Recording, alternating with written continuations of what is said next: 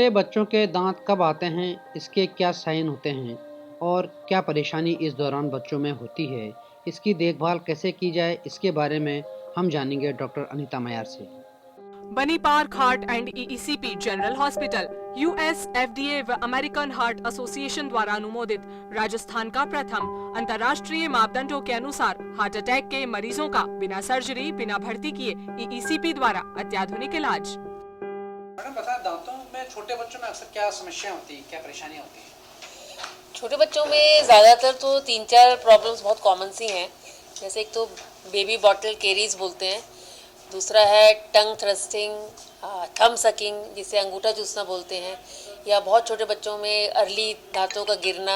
ये बहुत कॉमन सी समस्याएं हैं। तो ज़्यादातर तो बेबी बॉटल केरीज जो होता है, जिसे हम नर्सिंग केरीज भी कहते हैं, तो उसमें क्या होता है, बच्चा बहुत समय तक जब दूध की बोतल को मुंह में रखता है तो चीनी से हमारे दांतों में बैक्टीरिया एकदम से बहुत ज़्यादा बनने लगते हैं और फिर वो दांतों को गलाना शुरू कर देते हैं। थम सकिंग ज़्यादातर आजकल का जो ज़माना है, बच्चे न्यूक्लियर फैमिलीज़ में रहते हैं, माँ बाप वर्किंग होते हैं, तो बच्चा बहुत ही इनसिक्योर फील करता है कई बार, तो वो अपने को कंफर्ट जोन में जाने के लिए थम सकिंग शुरू कर देता है, यानी कि अंगूठा चूसना शुरू कर देता है।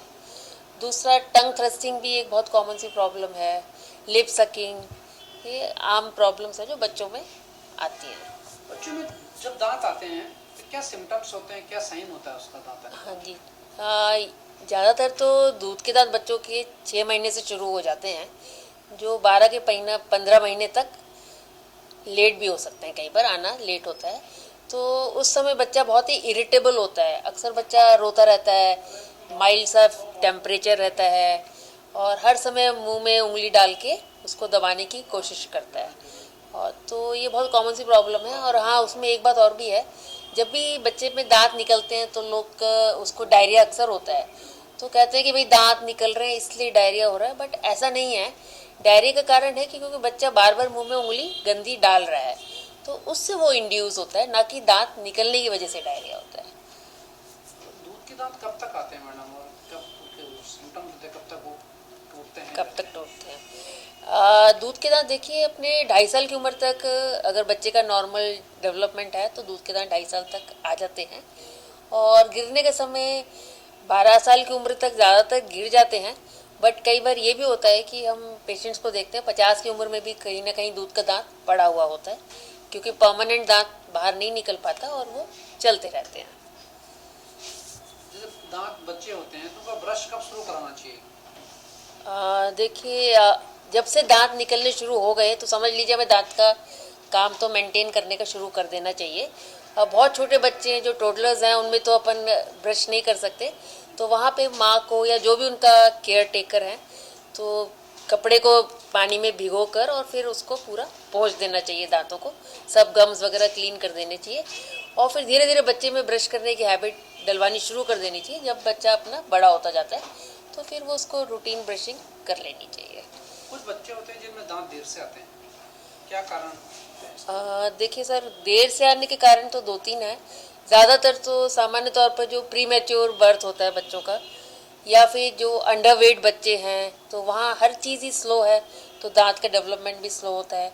बाकी कुछ कंडीशंस होती है, जेनेटिक कंडीशंस होती हैं, जैसे कि एमेलोजेनेसिस इम्परफेक्टा होता है, जहाँ पे दांत काफ़ी लेट आते हैं। और कई बार कंजेनाइटल डिफेक्ट्स भी होते हैं, जैसे एक सिंड्रोम होता है एडोंशिया, जहाँ पे दांत कभी भी नहीं आते हैं। तो ये कई सारी प्रॉब्लम्स रिलेटेड रहती हैं। अगर ऐसे दिखता है तो जनरल क्या क्या परेशानी, ओरल हेल्थ में क्या क्या परेशानियाँ होती हैं? देखिए, ज़्यादातर तो कीड़ा लगना हर 4 साल की उम्र में अगर अपन देखें तो हर 4 बच्चों के बीच में एक बच्चे को दांत में कीड़ा लगा हुआ पाया जाता है, एक दांत में होगा ज़रूर से। तो ज़्यादातर उसका कारण तो यही है, बच्चों का बहुत ज़्यादा टॉफ़ी का कंज्यूम करना। आजकल हमारा माता पिता का लाड प्यार, या जो बाहर भी आते हैं उन सब का लाड प्यार टॉफ़ीज़ पे ही जाता है कि भाई बच्चा खुश रहेगा, शांति से रहेगा, तो उसे टॉफ़ी खिला दी जाए।